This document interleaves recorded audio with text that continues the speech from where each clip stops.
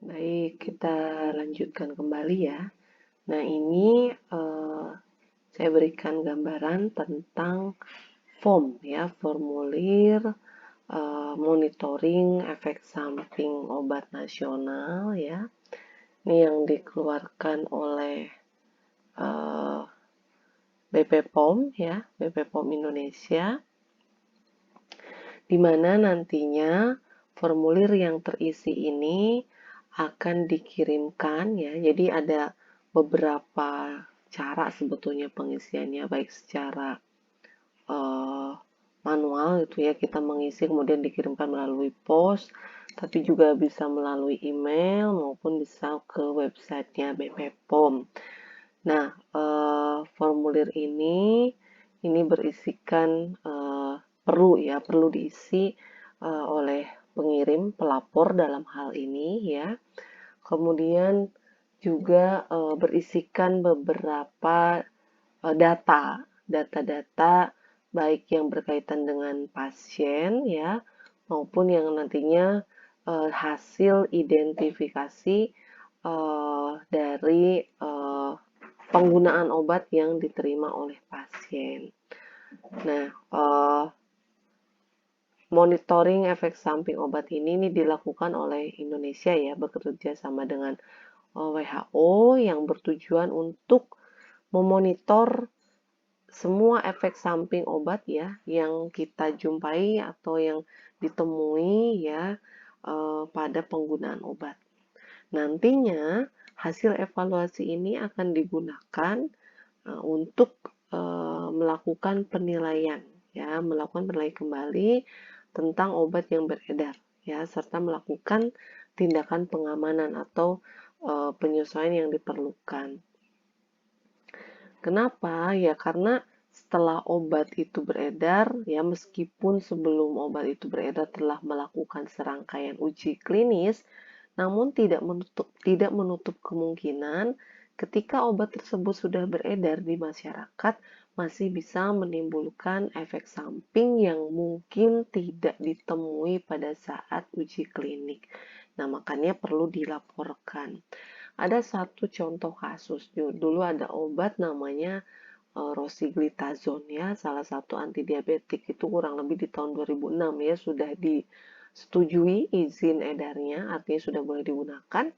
Namun di tahun 2011 mungkin ya, atau saya agak lupa 2011 atau 2012 ditarik kembali izin edarnya. Kenapa?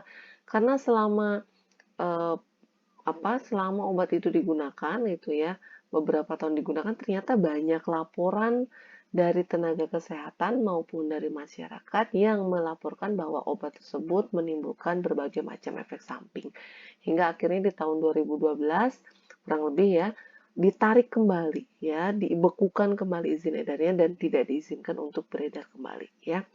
Nah, salah satu tujuan eh, monitoring efek samping obat salah satunya adalah seperti itu.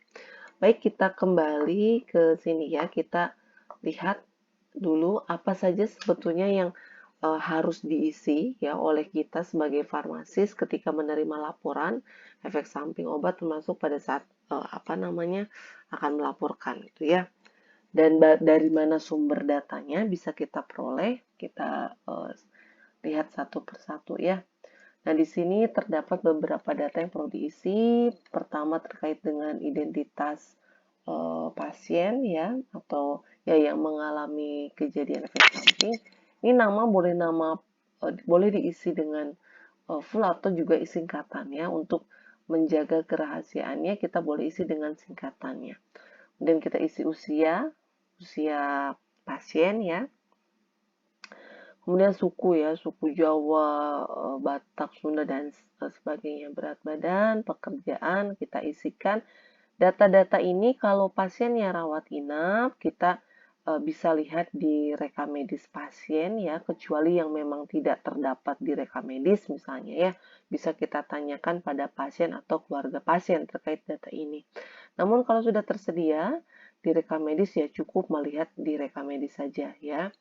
Nah, kemudian jenis kelamin ini tentunya tidak perlu ditanyakan ya dengan kita melihat pasien kita sudah tahu jenis kelaminnya. Nanti silahkan diberikan tanda silang ya di salah satu pilihannya. Nah, kemudian hamil khusus yang wanita ya kita bisa menanyakan, mengkonfirmasi dalam kondisi hamil, tidak hamil atau tidak tahu ya. Ini kalau memang tidak ada datanya di rekam medis boleh kita tanyakan ya. Oke, kemudian ada penyakit utama ya. Nah, di penyakit utama ini diisikan informasi diagnosa penyakit ya yang diderita pasien sehingga pasien harus menggunakan obat yang dicurigai menimbulkan ESO-nya. Jadi penyakit utama ini diisi diagnosa utama pasien ya. Sehingga akhirnya pasien itu harus dapat obat yang obatnya itu menimbulkan ESO. Misalnya diagnosa utamanya adalah hipertensi, di mana salah satu obat hipertensinya menimbulkan kejadian ESO pada pasien ya. Jadi bukan manifestasi klinis efek samping obatnya ya yang dimasukkan, tapi diagnosa utamanya atau penyakit utamanya. Nah, untuk kesudahan penyakit utama ini artinya ini diisi informasi kesudahan dari penyakit utamanya yang ini ya, dari penyakit utamanya atau apa namanya penyakit utama si pasien ya, penyakit utama si pasien pada saat pasien tersebut mengeluhkan atau berkonsultasi tentang ESO yang dialami oleh pasien tersebut ya. Jadi kesudahan penyakit utamanya ini tadi diisi informasi tentang kesudahan dari penyakit utama si pasien ya pada saat pasien datang apa namanya berkonsultasi dengan dokter. Sebenarnya dari sini ya datanya. Artinya sembuhkah atau bahkan meninggal ya. Sembuh tapi dengan gejala ya, gejala sisa atau belum sembuh atau bahkan tidak tahu. Kemudian data lain yang perlu kita isi mengenai penyakit atau kondisi lain yang menyertai pasien ya. Ini bisa diisi informasi tentang penyakit atau kondisi lain di luar penyakit utamanya ya.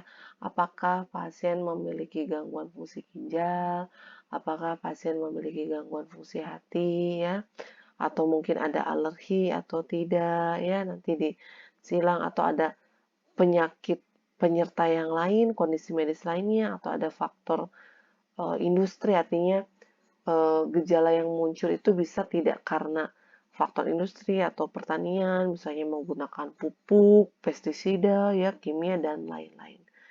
Nah, untuk gangguan ginjal, gangguan hati, ya, atau alergi, kita bisa lihat di rekam medis, ya, termasuk kondisi medis juga.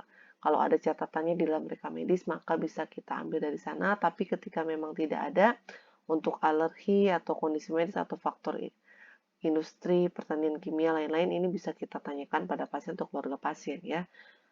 Tapi kalau gangguan ginjal, gangguan hati, mungkin pasien juga tidak menyadarinya ya. Jadi bisa kita lihat dari hasil data lab juga bisa ya.